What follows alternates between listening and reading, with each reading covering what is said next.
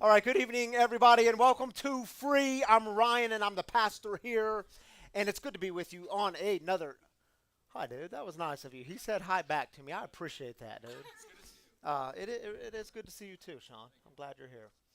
Hey, this is a community for addicts, loved ones of addicts, and spiritual refugees. And what we do here is break the silence of addiction and create space for healing, recovery, and spiritual connection. Welcome to all of you in person. How was parking tonight?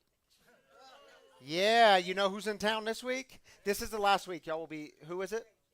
Yeah, the Dave Matthews Band. Dave Matthews Band. Oh, I got so excited I spilled my coffee everywhere. Um, this is the last week, but we only have a couple more weeks here, and I'll talk more about that in a moment. Um, Listen to everyone online who's joining us tonight or throughout the week. Welcome. We're glad you're here. Could someone grab me a paper towel, please, in the back? Thank you. We're glad you're here, wherever you're joining us from. We're always grateful to have you part of this community. Y'all, I don't normally wear a coat. I don't normally wear like a tucked in button up shirt. I'm like Sean the first day we met. We had a funeral here this afternoon. So I was doing a funeral and yeah, I dressed up a little bit for that. So I don't normally dress this way if you're new here. I just want to break some ice with you. Um, a few things you need to know about, though, coming up. I want to talk about what's happening in October, starting with tonight. We have our very own Danny Colella in the house, our digital content director. He's going to be giving the message tonight, and I get to be the guest storyteller. I've never, in 3 years of Free's history, I've never been a guest storyteller. So y'all be nice, all right? I'm nervous. I know what y'all go through now each week. Like, oh my goodness, what's he going to ask me? I'm nervous. So we'll talk about doubt, and we're going to talk about a lot of things. It's going to be fun. Um, okay, so we have this week.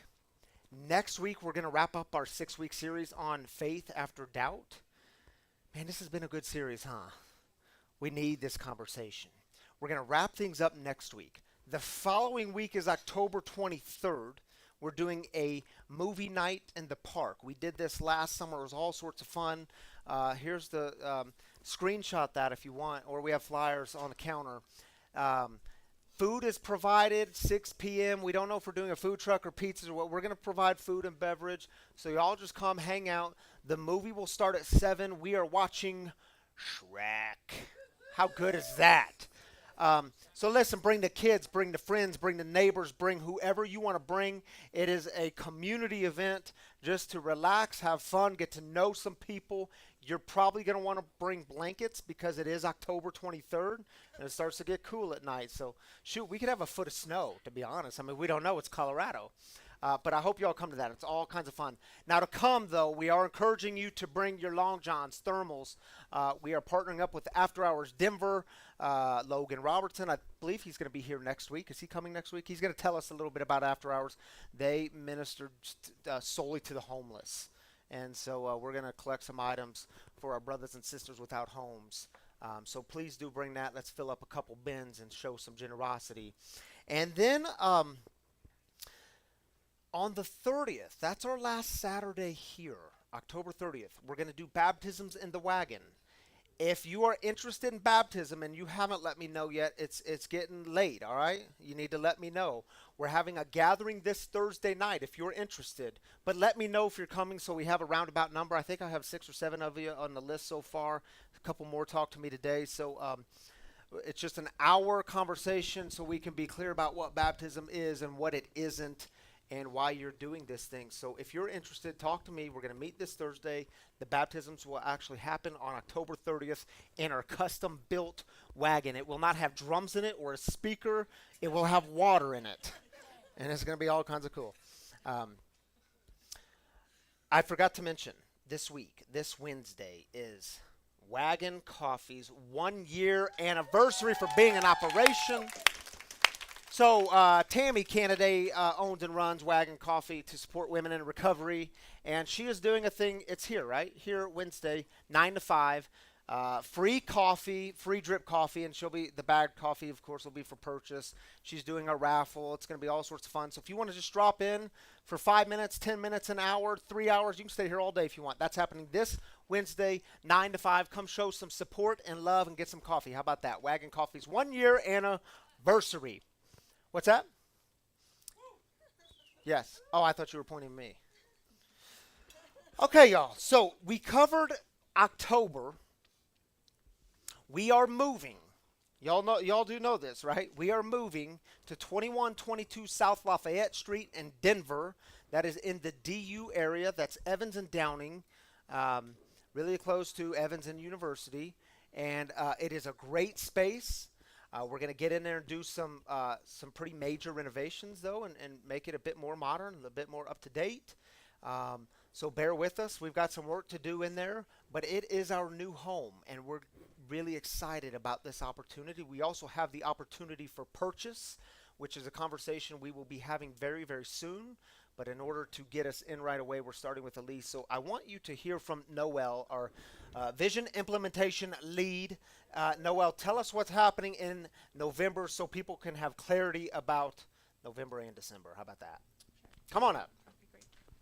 I'm going to take a seat and let you do all the talking. Thanks. So like Ryan said, we are closing out October on October 30th, Saturday here with baptisms and a night of gratitude. And then the month of November, we are taking the entire month off from our traditional Saturday service. And I know what you all are thinking, how am I going to go a month without seeing Ryan's goofy face? So there's going to be opportunities. November 6th, we're going to have a moving day. So that's the first Saturday that we're taking off from traditional service. Kelly Ups is going to help me get a sign of genius out there, and we'll get all y'all signed up just to help us move from this new space and really walk this journey with us and be a part of the coming into to the new space. Throughout the month, there will be words and messages, and we'll be active on social media. I know there's going to be a vision night, but we just really wanted to keep that open to accommodate all the renovations that we have going on in November.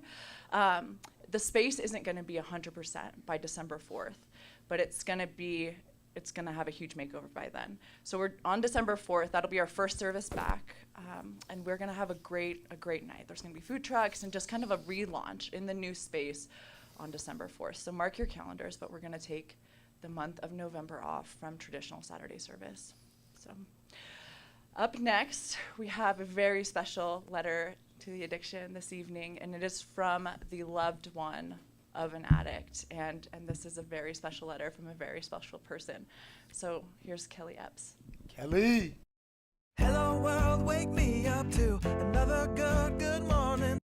My name is Kelly, and this is a letter to my loved one's addiction.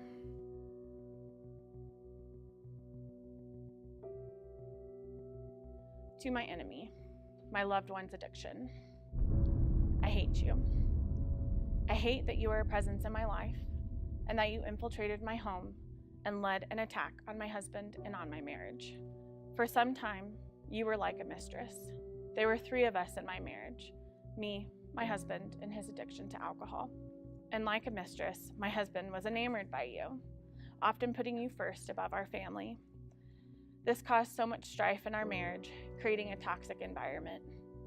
You worked to erode the very foundation of us, our trust in each other, our happiness, and our love.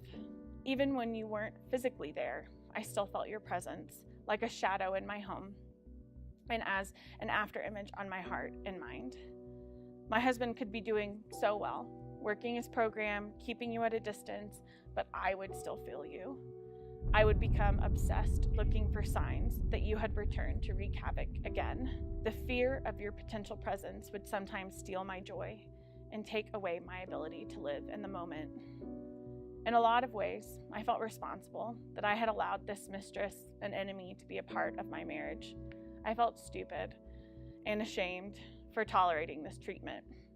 Wasn't I a strong, intelligent, and independent young woman? How did I let this happen to me?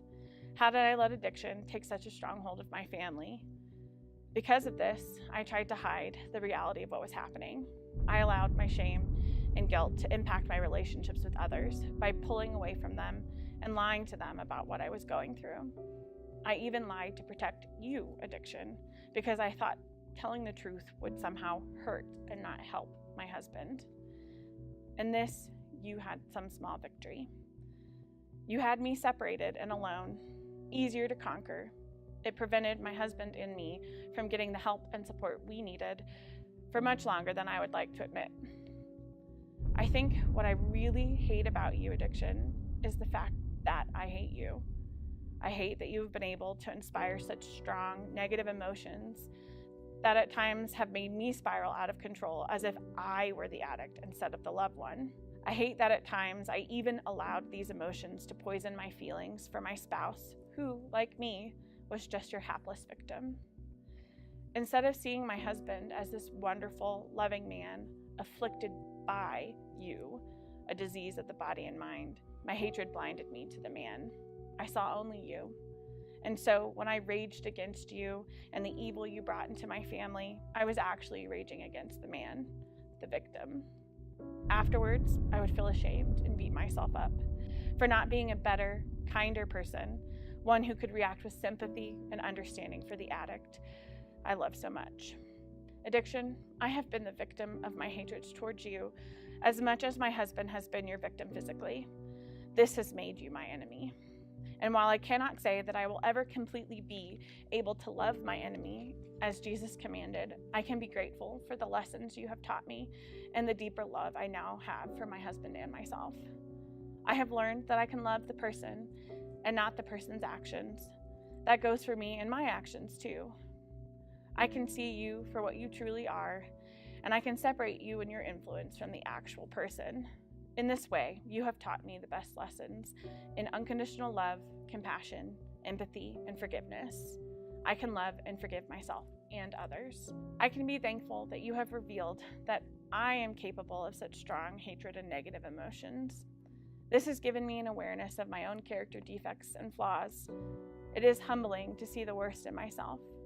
But without you, I think I could have pretended I didn't have these flaws at all, that others needed fixing. While this lesson has been painful to learn and continue to relearn, it has given me the opportunity to focus my energies on the work that I can do to improve myself. This is a lifelong skill that I am grateful to practice, and I do need to practice. Most of all, I think I can learn to love you, addiction, as my enemy because of the faith you've inspired in my husband and in me.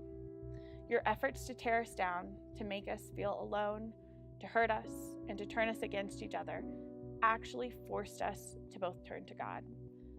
I have had the pleasure and true joy of watching my husband overcome his doubts and struggles with faith as he works away from you and towards something more powerful, belief in God. For me, I have always believed in God and his presence in my life. However, I never truly learned how to lean on him until you. I never actually used God as my refuge and my strength. I would muscle through based on my own sheer willpower. But because of you, I learned I need something more than myself or familial support. I need the strength of a higher power. For that lesson, I am so grateful to you, and I will forever cherish and continue to nurture my relationship with God. I will not take it for granted again.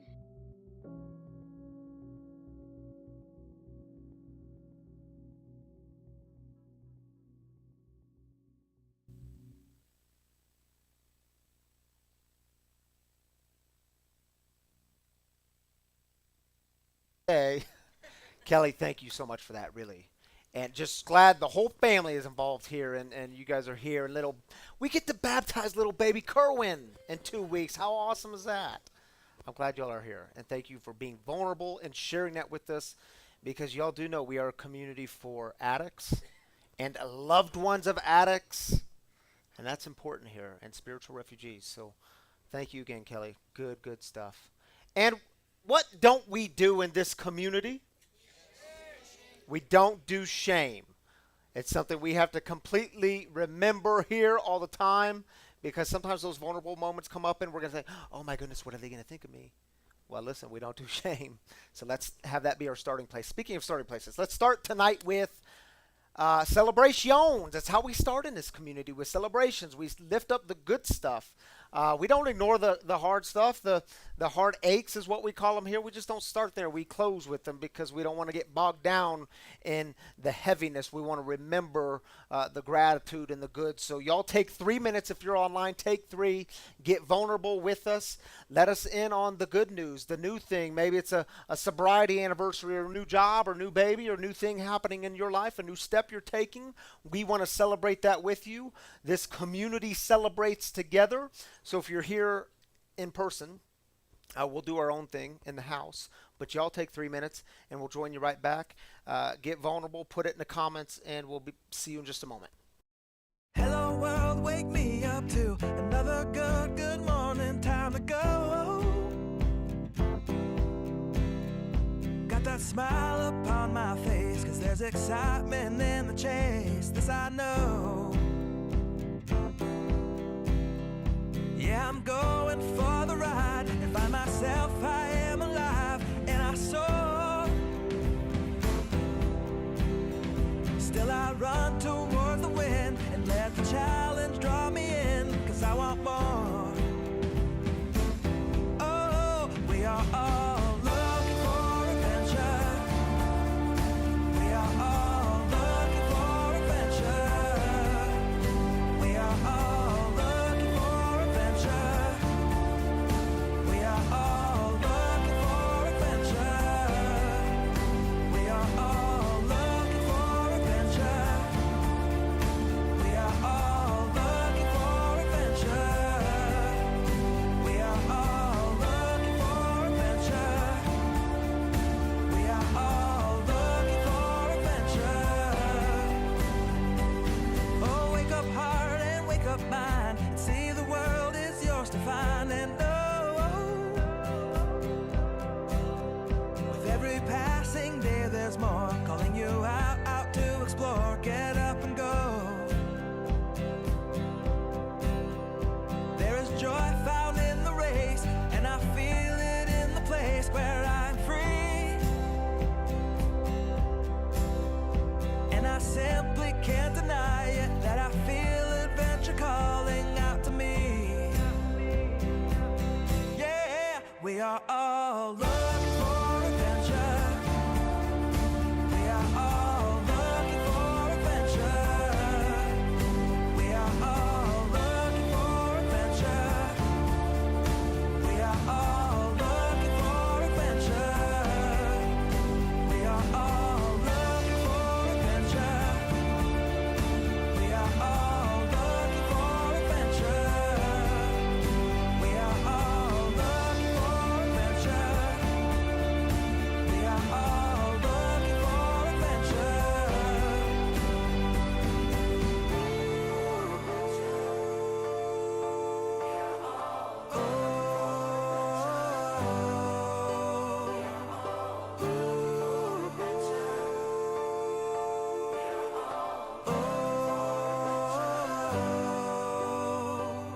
And I'm living free, living free, living free, and I was meant to be. Living free, living free, living free, and I was meant to be. I'm living free, living free. Back on? Yes, we're back on. Welcome back, everybody. Tammy Canada is joining me up here, owner and operator of Wagon Coffee here in Denver, Colorado. Yay! Here, Hi, free. everybody. Okay. Danya! Did you want to say a word about Yeah, that? Danya's celebrating 1 year sober today. We get to celebrate with her. And she helps out at Wagon Coffee. She too. does. It's awesome. Yeah. It's awesome. All right, let's celebrate with our online peeps, shall we? Jessica says celebrating 6 months of sobriety. Way We'll to go, celebrate that too. Jessica.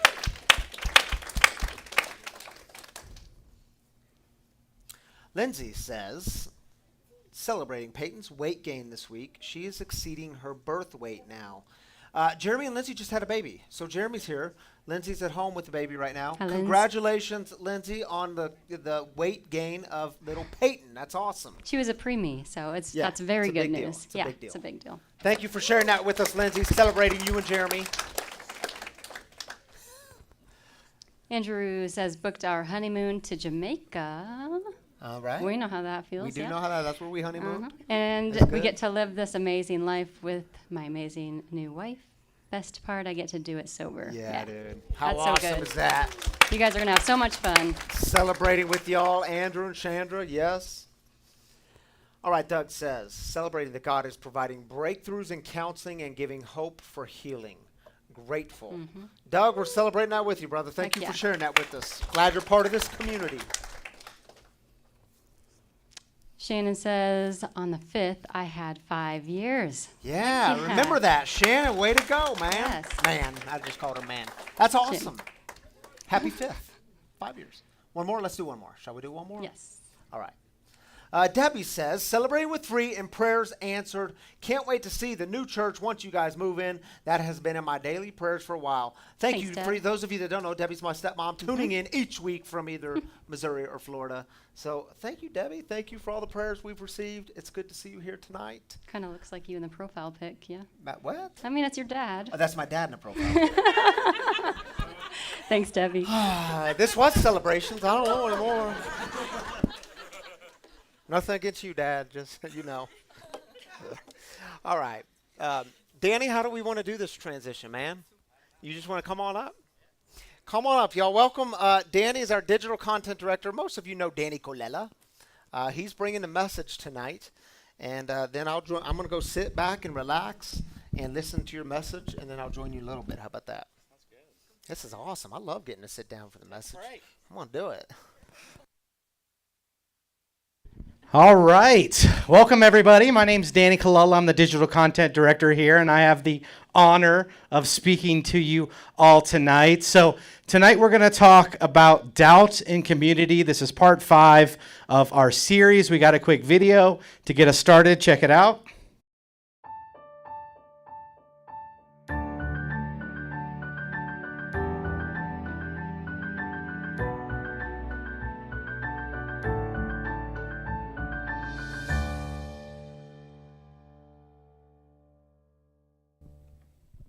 All right, what a great series we're in. And if you're watching this later online, I wanted to say hello and remind you we are a spiritual community for addicts, loved ones of addicts, and spiritual refugees. So we are in part 5 of this Faith After Doubt, which is this series that we're kind of going off the book for Brian McLaren, and we're kind of breaking it down and moving through each section. So far, we've talked about doubt is not your enemy. We've talked about questions don't get you kicked out. We talked about because you're growing. Trust the process. And tonight we're going to talk about doubt in community and understanding that you're not alone in your doubt, okay? Now, I started this out by telling you I'm the digital content director here. That means I happen to know a little bit about marketing, and I want to tell you about this little thing called Google. So when I work with the new clients, I use Google as a way to start figuring out and typing in what the world is really asking and questions about problems about a product, about a brand, so that we can figure out how we're going to talk to people and what we're going to say. What are the problems that the world is having? Because if you don't know how Google works, whenever you type in a word, whatever they're finishing that sentence with, that's telling you that that's a pretty hot topic. Those are what thousands or millions of Americans are searching for, and this is a good driver of what the world's saying. And I have a quick image I want to throw up here on the screen for you guys, which is this is what happened today when I typed in, why does God? And these are the things that come up. Why does God let me suffer? Why does God allow tragedy? Why does God allow suffering? Why does God allow evil? Suffering, suffering, suffering, suffering. And this is the things that people are searching behind the scenes. We have another one that I put up here as well, which is, does God, or how does God? You know, how does God look like? How does God look in the Bible? Where did God come from? How does God look like in heaven? How does God allow tragedy? Why does God let me suffer? How does God speak to us? Now, the reason I showed you this is because I want you to understand that people are asking these questions. Millions of Americans are asking these questions every day. They're not always comfortable to do it in their faith community, but when they're behind the safety of the keyboard, these are the questions that they're challenging. So if these are questions that are going through your mind, it's important to know that you are not alone. Now, a big part of this series is also faith. We're talking a lot about faith. And I wanted to go over a few things in the world that we have faith in, but we don't see, right? One of them I'm going to say about, is the air we breathe, oxygen. What proof do you have on how we get that or that it's going to be there? You have a lot of written articles, right, that you can read. You can go out and research that. It's in a book somewhere. But have you done your research? Have you studied the process of how it's made? No, you just have faith that every day it's going to be there, right? It's just going to be there. We didn't do the research ourselves. We've heard other people talk about it. And then we know. And let's look at the sun. It's going to rise every day, right? Well, how do we know? How do we know? We have faith that it's going to rise every day. These are things that we have faith in that are around us every day. And let's talk about what faith is. And we have a little thing from Hebrews 11:1. And it says, now faith is confidence in what we hope for and assurance about what we do not see. So it's confidence in what we hope for and assurance in what we do not see. That's what faith is. So for some of you, it could be a gut reaction, right? It could be an investment. You're going to invest in something or somebody or a new house, and you pray that this is going to work out. You're practicing faith when you do that. Every day, it's happening.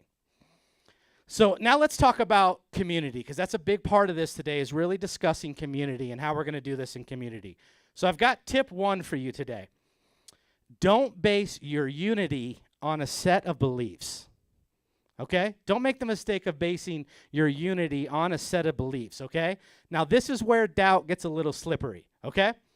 So we don't want you falling into loyalty, because then it can suppress questions in communities.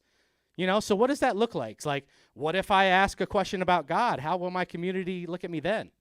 What if I stop believing in God? Will my community still keep me around? These are the things that we don't want to happen, because here at Free, we're not asking you to do anything more than be in community. That's a great start, right? Be in community. Be around people that inspire you, that really want to make you move in a direction. And we want you to find your way of overcoming feeling like you're alone in the world. You know, it could be you in the room right now. You could be surrounded by 100 people in this room, but you couldn't feel more alone, right? You're not alone. So even Jesus' disciples questioned him often in the Bible. We see it a whole lot, where even the 12 that Jesus picked to follow him, they have plenty of moments where they're like, what? You want us to do what? You did what? So has anybody ever heard this story about Doubting Thomas? What an unfortunate name he got from being one of the disciples, Doubting Thomas. And here's a little story about Doubting Thomas. So after Jesus' crucifixion, he raised 3 days from the dead, and he went and saw his disciples and said, hey, I'm alive, I'm well, check you all out. Thomas was like at the supermarket or something, I don't know, but he wasn't there, and he didn't get to see this. And this is what it said in the Bible about that whole experience, and this is John 20:24 through 29.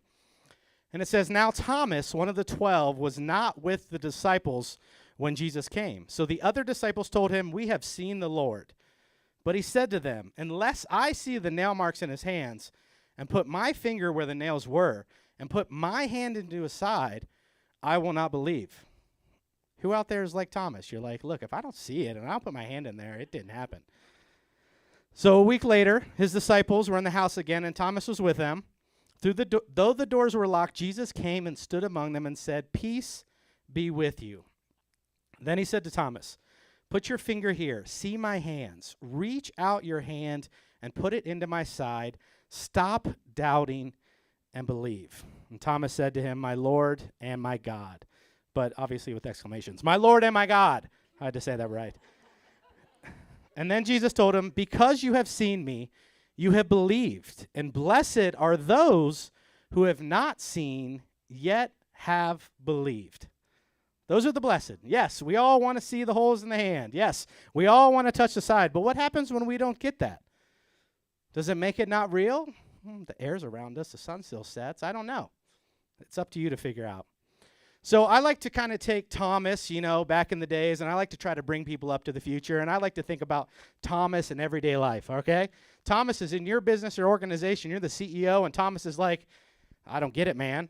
In today's world, we're kind of like, Thomas, he lacks the vision. Thomas isn't really behind the mission, right? Like, Thomas has some issues. Like, we gotta focus on Thomas. But Jesus didn't do that. Jesus didn't say, why is this guy questioning me? Obviously, he is not a good follower. Obviously, he shouldn't continue to be my disciple. Thomas, you are now demoted. You are no longer on board. And it's important for you to know that he didn't. Yes, he talked about doubt, but he did not tell Thomas that you just can't be with me anymore. So think about that when you're asking questions. Think about that when you're struggling with something. Think about that when something in your life happens and you don't have the answers to. He's listening. And it's almost like Jesus knew he needed people to ask the right questions at the right time just to push back enough to get the story out there, right? Just to remind you that when you're struggling, when you don't know what's going on, that you have the opportunity to talk to God about that.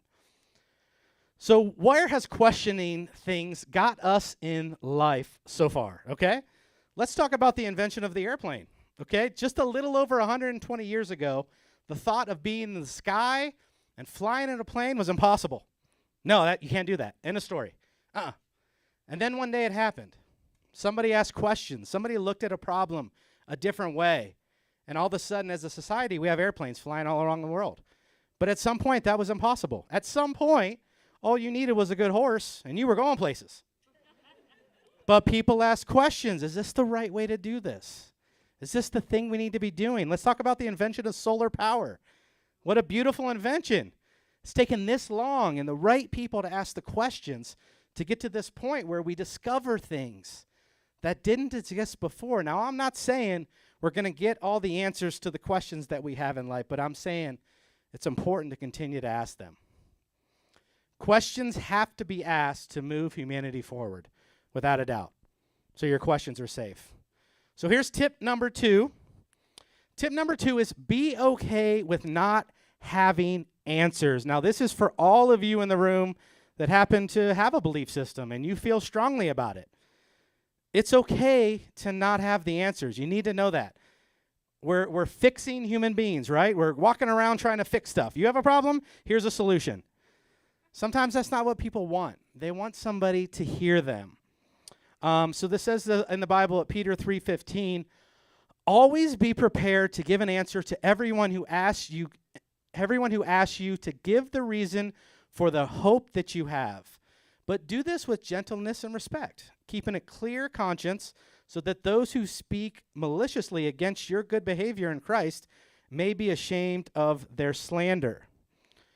So what you need to know is when people trust you with your questions about their faith and they're not believers, know that you're just a step for them, okay? You're just a step for them, and you're not the finish line all the time, and you got to be okay with that. You know, you got to be okay with that. And it may mean, and I said this in my last sermon, it may mean that you're in a point of your life where you need to trust just one person, right? Just have faith in one person to get started with this. So I'm going to throw up an image. This is my friend Jerome, who happens to be seated right here. And before I read this, I want to let you know about Jerome. He didn't have a spiritual background per se. He was curious. But I remember one day when we were riding in the car, and we happened to breach on that subject, right? It's coming up. And I remember one thing I said to him when he asked about faith. And I said, you know, hey, to me, the biggest part about faith is you don't have to carry it all yourself. That's the biggest gift, right? You don't have to try to carry it all yourself. And this image made me happy. You know, for the first time in my life, I've chosen a human to call my pastor, Reverend Ryan Kennedy. I'm sure you've all had a reason to read this, or a way to read this now that I was chatting so loud. But the point is, this man has moved from questioning and doubt to the point where he's here as a person in this community that's ready to ask questions together, ready to move forward as a community. And that's big to me, you know, and you're going to get your opportunity to affect somebody as well with the right answers to their questions, because you don't have to have the definitive answer. You just got to be a stepping point for them as they move through this. Now, here's tip number 3.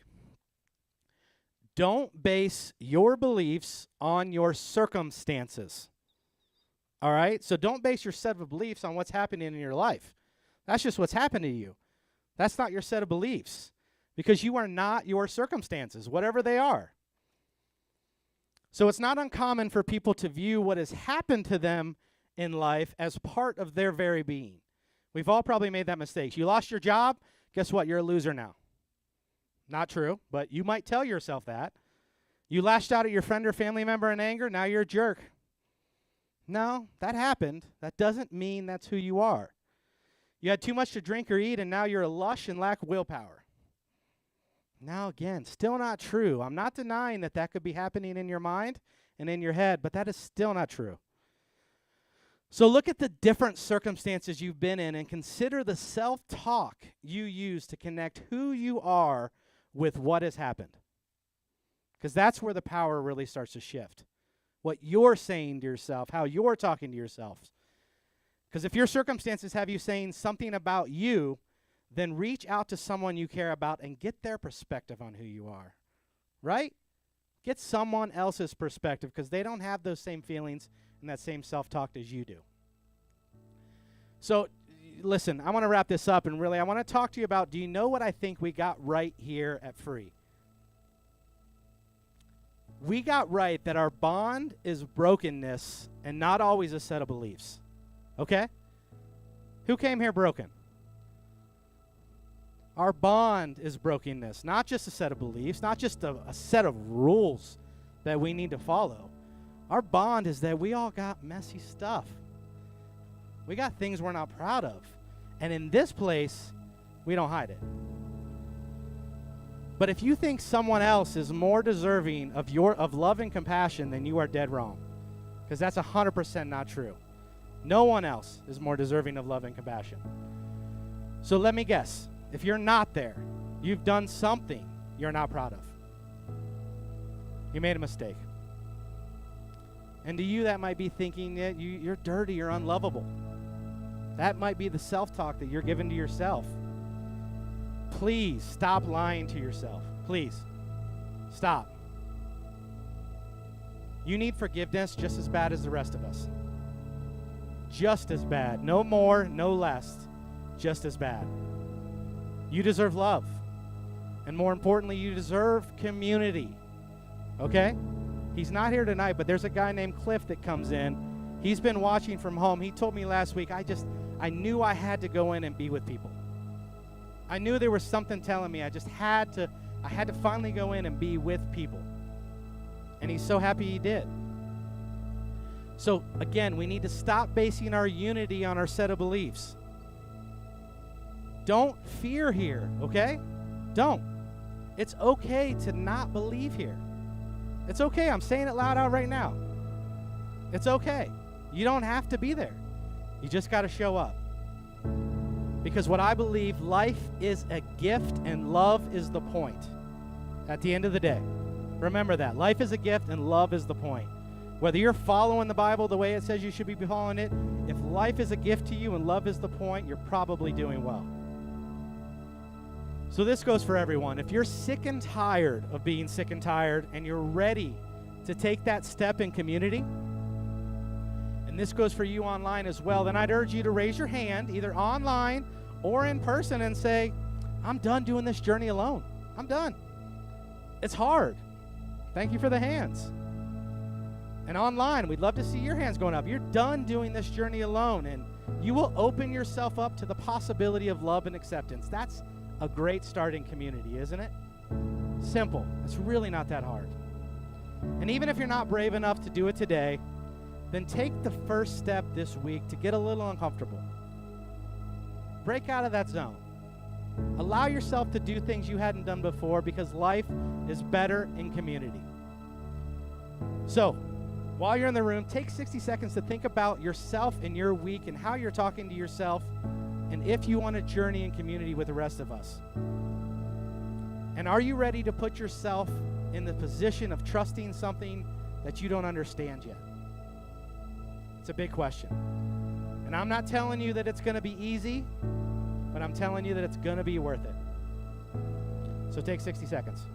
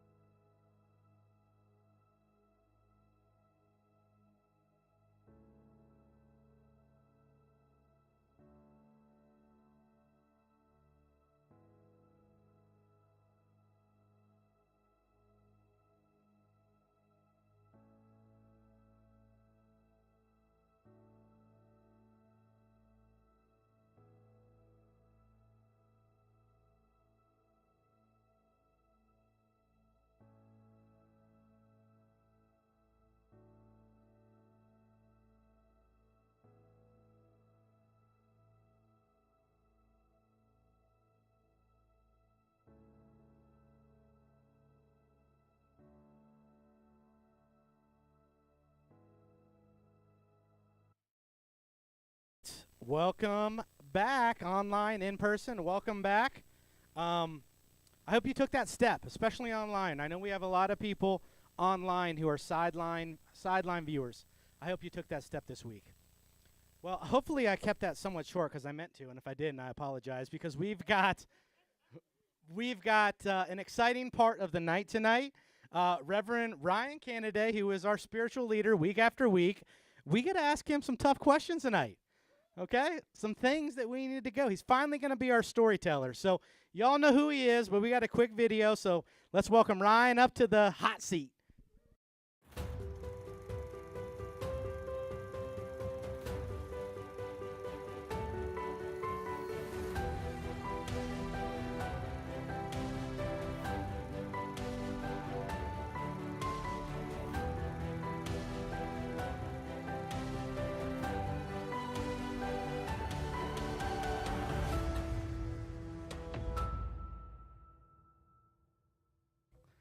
All right, welcome back to our online audience.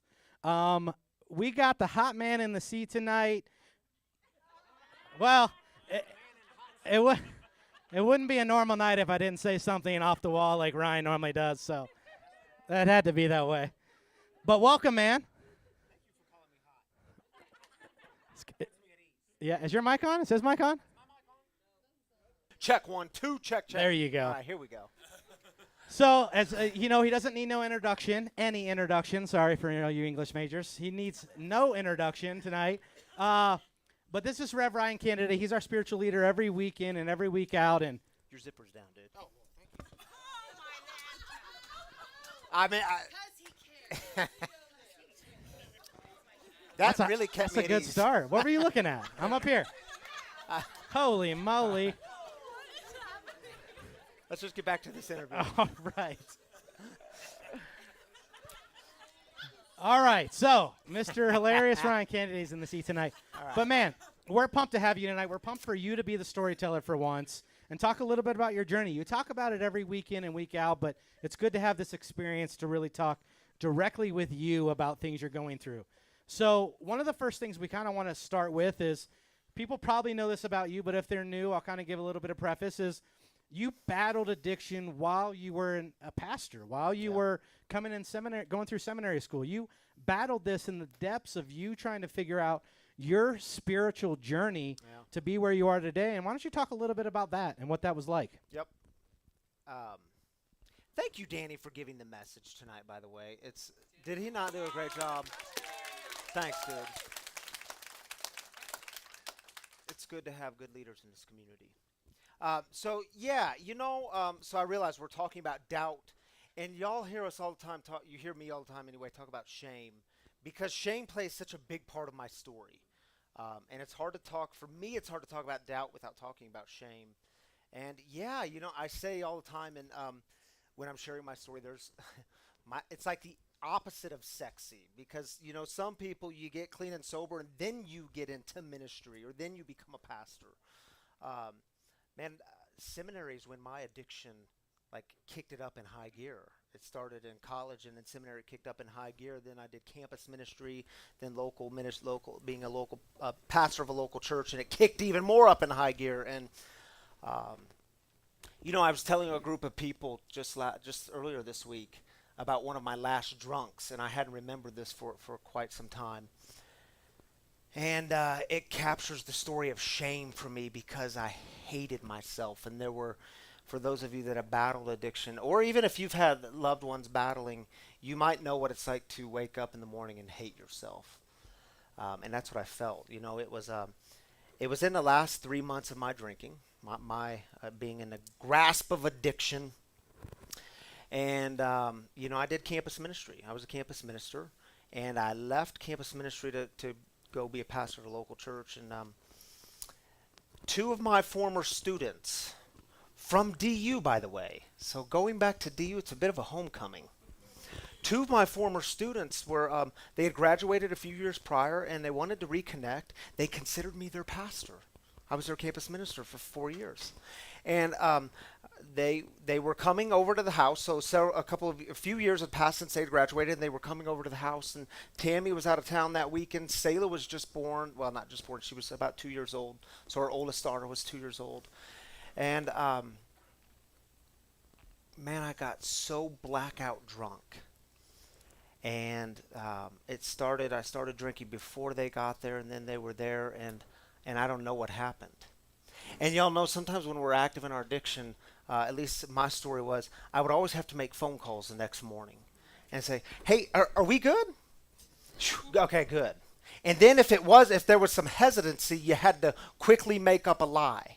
Like, yeah, I don't know what happened. I didn't eat all day, so that liquor really hit me hard. I'd never had that liquor before, so it hit me hard. I don't know what happened. You'd make up lie after lie after lie. Maybe it was the flu. And so I was making the calls to the 2 students who came over, and one of them got really honest with me. She said, hey, that was scary. She said, you passed out, and your daughter was still awake, and we didn't know what to do. We didn't know, like, should we leave? Should we stay? And so we ended up putting your daughter to bed, but that was really scary. And I remember that. I remember that moment because there were lots of mornings I hated myself, but that morning it was like, man, I was their pastor. And here I couldn't get my stuff together to be sober for one night when they wanted to reconnect and hear about my life and me hear about their life. And it was the night where I remember thinking, or that morning thinking, man, how am I doing this? Like, this is miserable. I don't want to do this anymore. And not only am I not a good pastor, and Danny, you were the one that mentioned it when we met this week. You said, man, you were like getting paid to lead people spiritually. And how did it feel? It felt like I was spiritually falling apart, but I didn't know how to admit that to people. And it was also the first time I remember thinking, man, not only do I suck as a pastor, I suck as a dad, and I can't do this. And you know, the thing about alcoholism or addiction is it's cunning, baffling, and powerful. That night wasn't enough to make me stop. I still had 3 months left in me. But man, that shame of, why can't I stop? God, why won't you take this away from me? Why, God, do you not care? Have you left? Is the addiction too strong? Is this just the way it is? And I was so sick and tired of being sick and tired, and I couldn't stop hurting the people closest to me. I could not stop hurting and blacking out with people I actually cared about. Yeah, and I think shame, that's man. the powerful part of that story is that wasn't the end for you. So that's an intense feeling of regret and shame, and I'm not a good dad, I'm not a good pastor, I'm just, but you're right, that wasn't the end. You still had Can more. I tell you a little bit about grace, though? Yeah, tell me. Because we always talk about grace here, too. Someone's going to have to keep me on track. So the grace is, okay, so that was, I've been sober for 8.5 years, so this was about 8.5 years ago. Last summer, that same student called me and said, hey, I just got engaged to my boyfriend. Will you do the wedding? So last summer I got to do the wedding, and it's like, that's how God works. We think we have these lowest moments where we screwed the whole thing up, and we did screw the whole thing up. Listen, let's just call it clearly. There's nothing cool or moral or good about getting passed out, blackout drunk with students who call you their pastor. Not cool. But look at how God can redeem our greatest messes and say, hold on, I'm just not done yet. So you might be looking at your story saying, no, I've screwed the whole thing up. And God might be saying, no, just listen, I'm not done yet. Just keep going because I'm not done yet. There's more to the story. Despair doesn't have the final word. Great point. And there is hope after it all, and you're showing that every day. There can be, yes. There can be. Another question we have, obviously we in the community have heard a lot about, the unexpected passing of your brother, how that kind of led you out into a spiral of leaving seminary, being done with all this stuff, really being questioned, really questioning God at that point, even in your spiritual journey. And we had somebody ask, and I think a lot of us would like to know because we think pastors, they just have this methodically way to get over it, right? To move through it. You guys are going to do A, B, C, D, and then you have this certain path that we as everyday Americans don't have access to. So was that journey, was that more intentional, or did it just happen? Yeah. Yes. How's that for an answer? It did just happen. And I can't say it enough on this one. I want to tell one more story. Um, on this one, I can't emphasize enough how important it is to look back at your story and find those moments of grace, because they're like scattered throughout our stories, where you say, I don't know how I got here. Shoot, I don't know exactly how I got sober. I mean, I can tell you things I did. I can tell you about the program of Alcoholics Anonymous, or working the sweat steps, or mentors and sponsors, and I could tell you all that. But man, when it comes down to it, I don't know exactly how it happened. I had no intention. It's not like when you go through these hard things in life, you're like, all right, now I'm going through this stage of doubt. So now, God, I'm going to work through this stage. No, you're just thrown into this chaos, and you don't know what the hell you're doing. I mean, that's generally how it is. And so when it comes to that, I can look back and see all these moments of grace, and I was a complete disaster. I was a complete mess. So after my brother died, and y'all know he died of alcoholism, died of this disease, got drunk, got relapsed, got drunk, got behind the wheel of a car. Man, I was pissed off. I had so much rage and anger in me that I didn't know what to do with. And I didn't know how to tell you I was angry, because I thought what you wanted to see was my good Christian face. And if I could wear this mask and make you think I have it all together, well, that's what you want from me, and that's what the world needs. Wrong. I had so much rage and anger, I didn't know how to get through it. Now when I look back, I'm like, how'd that happen? How'd that happen? But let me tell one other story to help make sense of it. And I've shared with you all this too. You know, it was 3 years ago, my stepdad walked out of our lives, and it was a big deal in my life. And you know, I didn't know this. To be completely transparent, I got permission from my wife to share this with you. We're currently in therapy right now. We're doing marriage counseling. I highly recommend it. You'll learn all kinds of, it's not our first rodeo, but y'all know that we've had a lot going on in life with Wagon Coffee and Free, and 4 kids thrown in the mix. And so we've had to learn new ways of communication, because sometimes you can be these passing ships, and we value our relationship too much to let that happen. So we're going through this therapy, and she said to the counselor, we were talking about some big moments, and she said, man, that night 3 years ago when you got the phone call, she was scared. So I'm 5.5 years sober, and my wife is still scared that I'm going to go back to old ways. I didn't know she was scared about that. She's telling the counselor, and I'm overhearing this, she was scared. She said she's watching me on the phone, receiving this news that my stepdad's walking out. Still to this day, I haven't heard from him or seen him. Haven't heard from him since that night. And we had a good relationship. My kids called him Pawpaw. It's been a major loss in my life. And she says, man, I thought you were going to hang up the phone and punch a hole in the wall. And instead what happened was, and it's not like I did this intentionally, I fell to my knees. And I was so broken and sad and angry. But I also had these foundations. So you ask if it's intentional or if you work your way through doubt. I was in such a stage of doubt that I also had... because of my sobriety, I had people I could call. So I didn't stay there. But let me tell y'all, it's amazing to me still being a grown man. I was 35 years old at the time when this happened 3 years ago. Being a grown man, I could look Danny in the eyes at 4 o'clock and say, man, I know him leaving the family. I know it had nothing to do with me. It was not my fault. And I did divorce counseling, like those classes as a kid they put me in to teach you, this is not your fault, this is not your fault. And so it's ingrained in you to believe it. But here I am sitting there, I could tell you this had nothing to do with me, it's not my fault. And then I could go to bed that night and lay in bed and think, what in the hell did I do wrong? This has something, maybe I'm not good in the son role.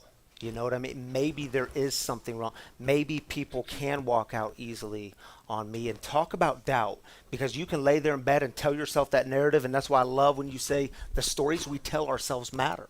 Yeah. Because I can sit there and say, man, what did I do wrong? This is my fault. And then all of a sudden you move from that into, well, God, you did this.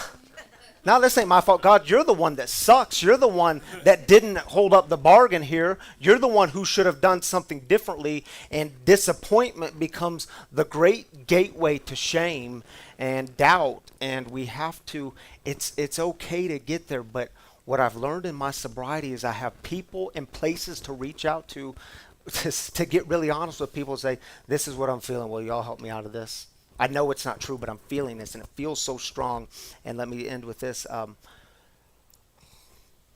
To make it intentional, because there are intentional steps we take. We meet with people.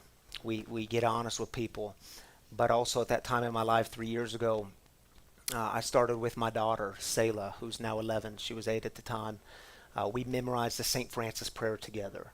And I just was reminded of that this morning when I was at the gym. I thought, oh my goodness, we did that on purpose. Because the St. Francis prayer, can I just read the first part of it with y'all? Maybe we'll even close with it tonight. The St. Francis prayer says, Lord, make me an instrument of your peace. So when I'm lacking all this peace inside and I'm filled with doubt, God, make me an instrument of your peace, because if I go try to create peace out there, and if I deal with the hatred that I'm feeling in here, maybe I can experience that peace. And I cannot tell y'all how many nights I woke up in night sweats, and Tammy will tell you about this. It happened when my brother died, and it happened again when my stepdad left. I would be sweating profusely, having these night terrors, and I would be dreaming of very violent, I won't go into details, very violent dreams of how I was going to deal with this person who had caused so much pain and anger. Lord, make me an instrument of your peace. Where there is hatred, let me sow love. Where there is injury, pardon. Where there is doubt, faith. Where there is despair, hope. Where there is darkness, light. And where there is sadness, joy. So going into my daughter's bedroom every night and holding her hand and praying that prayer together. Man, these little tools and practices we have along the way. Yes, it's about God's grace. And it's also about relying on the foundations that we've had because we've been living in healthy ways, or because we've been working a program of recovery. I have these tools now. I have to tap into them. Yeah, and I think for anybody listening, either online or in person, it's these extreme losses that tend to get us off path, right? It's these losses of your brother. It's these extreme circumstances that all of a sudden we find ourselves making a left turn. We're on that road now. There is no God. And it's good to hear from you as a spiritual leader that there's not a plan. It's at some point understanding that you don't want to live that way anymore, right? Yeah. You don't want to live with that. You don't want to live with that shame, that guilt, everything that comes along with taking that left turn. And, if you're somebody that's moving that way, it's just refreshing to hear that you can just be patient. You can just be patient. You can't expect things to change overnight, but you can just be patient, right? Yep. So one of the big questions we wanted to ask you is, why do you think the world needs free, and why'd you create this place? Why does this place really matter to you? I'll go back to the first thing I was talking about, that story of shame. And I know some of you, at least this is true of my story, and I know it's true for many of your stories. We don't want people to know how messed up we really are. We don't want people to know how bad it really got. We don't know how to articulate how much it felt like we were dying inside, or how much it felt like we wanted to die, or how much it felt like, man, why can't I figure this out? God, how come this isn't better than it is right now? And if we could, in my experience of being a pastor in the church, man, this stuff, we have an epidemic on our hands, and this stuff is not being talked about.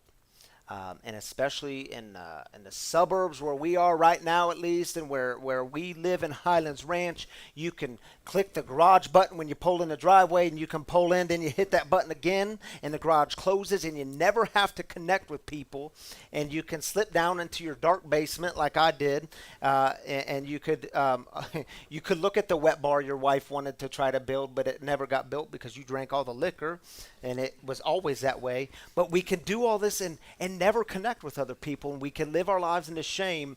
And I've told this story a few times. When I came public with my story from the pulpit at the previous church where I was serving, that was on a Sunday morning. They showed me all kinds of grace and love and gratitude for my story, and my email box that afternoon was flooded from people saying, how'd you put down the bottle?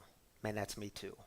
Never told you this, knew you for 5 years, but I struggle with the bottle too, or my dad does, or my grandpa does, or my daughter does, whatever it is, the pills, the drugs, the heroin, whatever it is.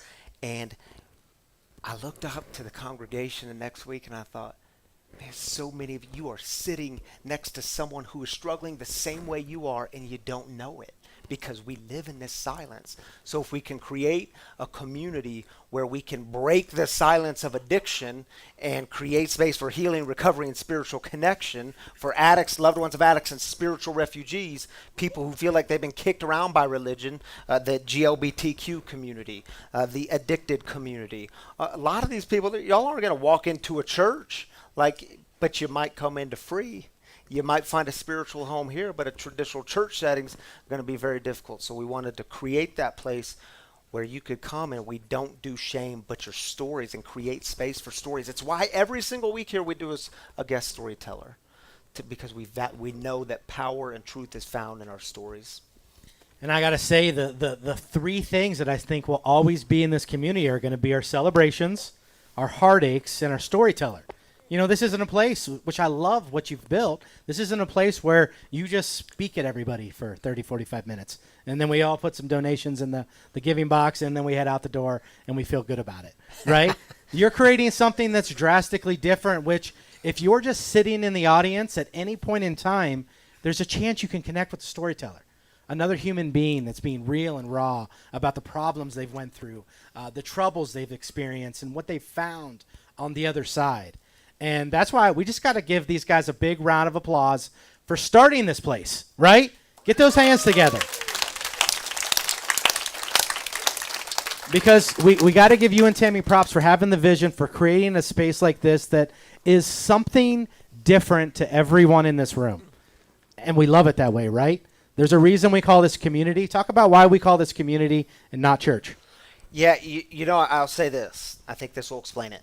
For several years before we started Free, Tammy and I, every single week, now this was prior to 4 kids, all right? What I've noticed is if you don't have 4, you can get a lot more done in life. But anyway, love our kids, love them dearly. But our house was like just a swinging door. We always had people in the house. We hosted groups in our house at least once a week, and we led several groups with dozens and dozens of people around sharing their stories. And what we heard from several people was, in fact, for most people was, oh my goodness, this is the first time I've ever shared my story. And you always ask them afterwards, like before they were nervous and their hands were sweating, they could barely breathe. And then we gave them 18 minutes to share their story, and I would time it. I'd give them a 2-minute warning. They would share their story, and afterwards they all said the same thing. Man, I feel free. And I was like, dang, you know, if we ever start something, we should call it Free. Because that's what people feel when they share their story. It's why you all share your stories and celebrations and heartaches. I see it more and more on Facebook and Instagram now, and I don't get on Twitter very much. Don't do Snapchat very much. Tweet it. But y'all are sharing your stories, and because it's about being free. Because you know that your story is wrapped up with someone else's freedom, and they need to have that. The world needs your story, not because you're some sort of great badass, but because you have been given a gift, and to keep that gift, what do? Yeah, we give it away. We help other people. Yeah, and I say it every week as the digital content director here. I get to sit in front of Kelly Epps, who shared tonight, Saman, who shared, Nicole, who shared, Jeremy, who shared, all these people that Jerome, Jim, who shared, all these people that put their dirty laundry out there because they're so far in recovery that what they were and what they were embarrassed about, it doesn't affect them anymore. And that is the mission here at Free, and that's why we work so hard. And it takes every one of you, and every one of you that steps up to do a letter to addiction or be a storyteller. You are changing someone's perspective. And there's a reason the cameras are in the room right now. Sorry, I'm going to soapbox for a second. There's a reason the cameras in the room right now is because we're trying to affect people who are sideline watching us online right now and are so afraid of what's going on in their life. They have no hope. They have no direction. They are you in the depths of their basement. They are you the next day after that most embarrassing and shameful moment. And we get to show them that there's hope. Kelly Epps get to show them that you're not going to hate your spouse forever. Your circumstances aren't going to be that way forever. And you're not alone. You get to walk it with other people. And you get to walk it with other people. Mm-hmm. I really feel like we could go on forever, and I'm horrible. Let's bore people. Let's just go. Thank you all for letting me be the guest. Yeah, big round of applause. So do you just want to take heartaches and I'll just peel off? Sure, man. I can Take do it that. away. Thank you, I'll Danny. give you this. Go for it. Okay. Do I? I'm gonna scoot over.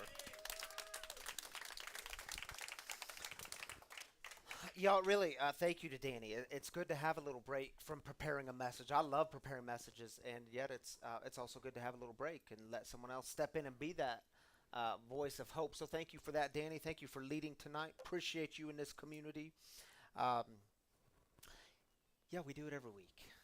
We see the importance of walking the journey together, carrying the burdens and the heartaches together, because the truth is, I say it every week, you weren't created to carry these things alone. You cannot carry these things alone. I'm reminded of that on the daily. We're not built that way.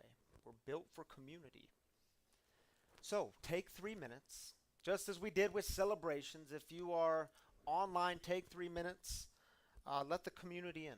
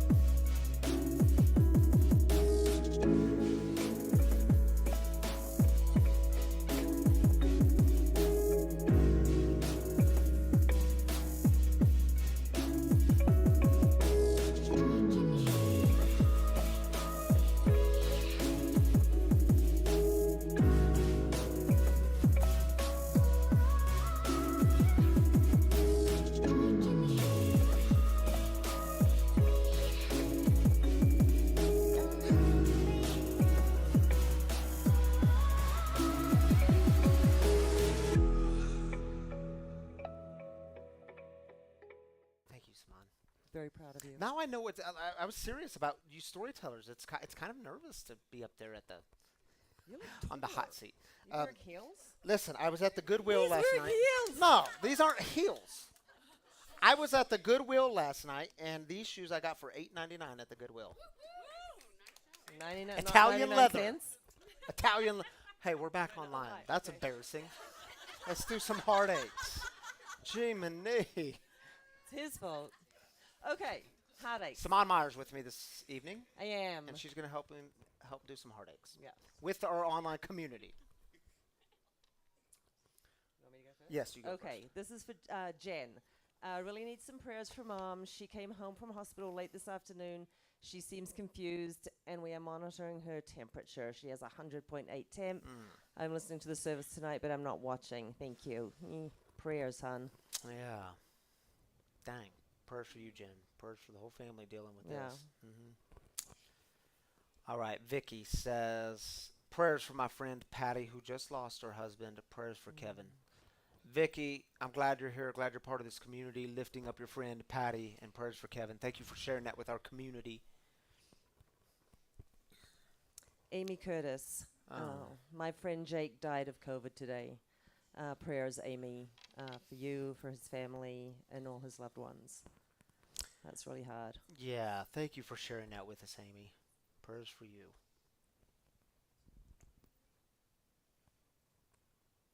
Chris, I hear you got your toenails painted. Chris says, prayers for my daughter, Savannah Jane Watson. She goes in for a PET scan on Monday. We are very concerned.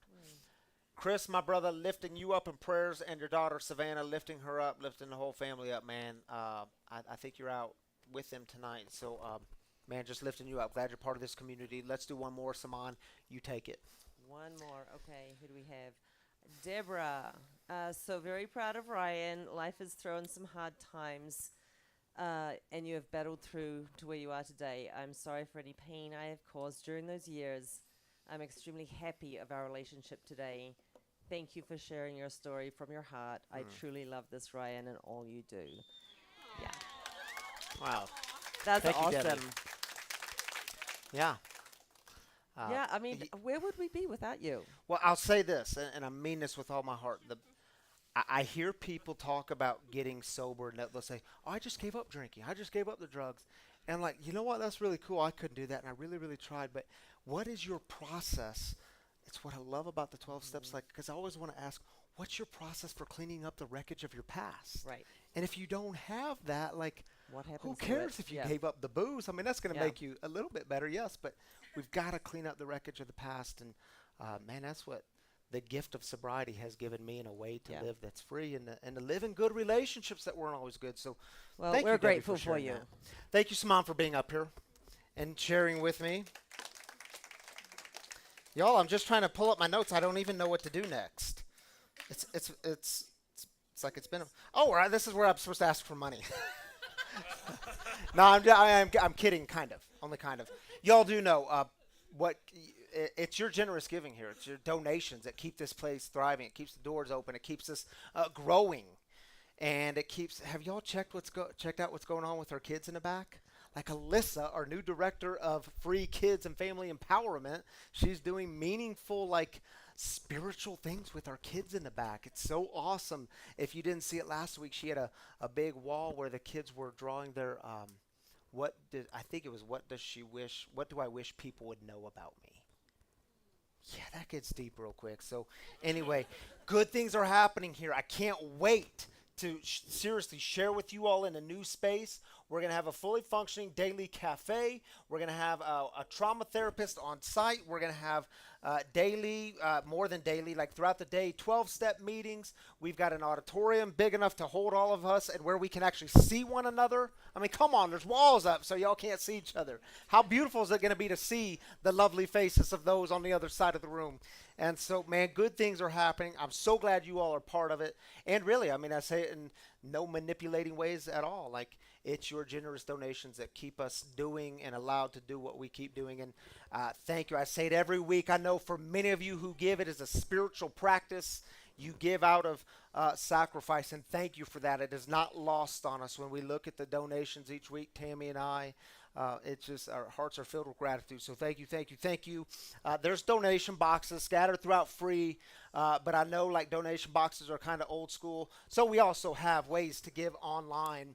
There's a few different ways actually. You can download the app, Free Spiritual Community, and you can give right there. You can give monthly or weekly or one time, however you want to do it.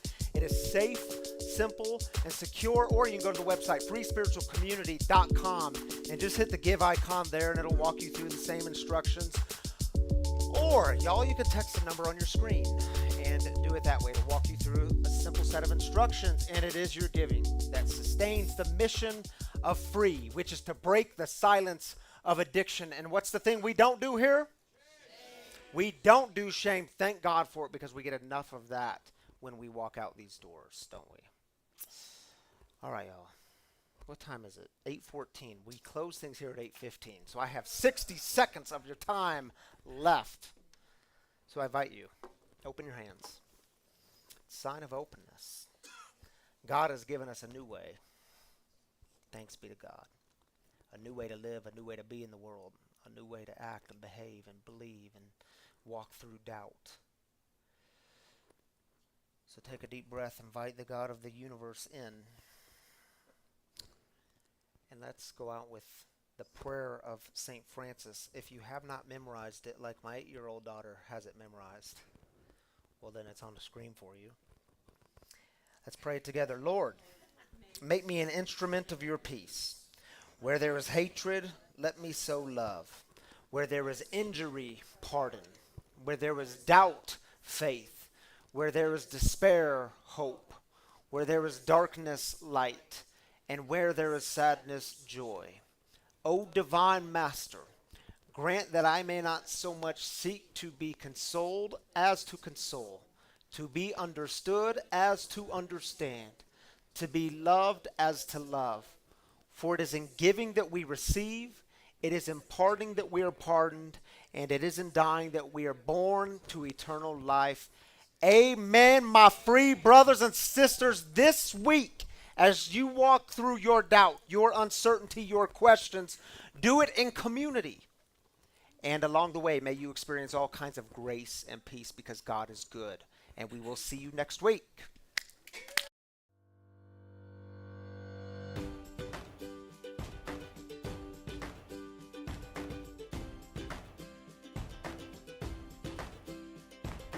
People ask me what my secret is. I just smile and say, follow me. I'm sitting on top of the world, on top of the world. Life's too short not to really live. I got a big heart, I can let you in.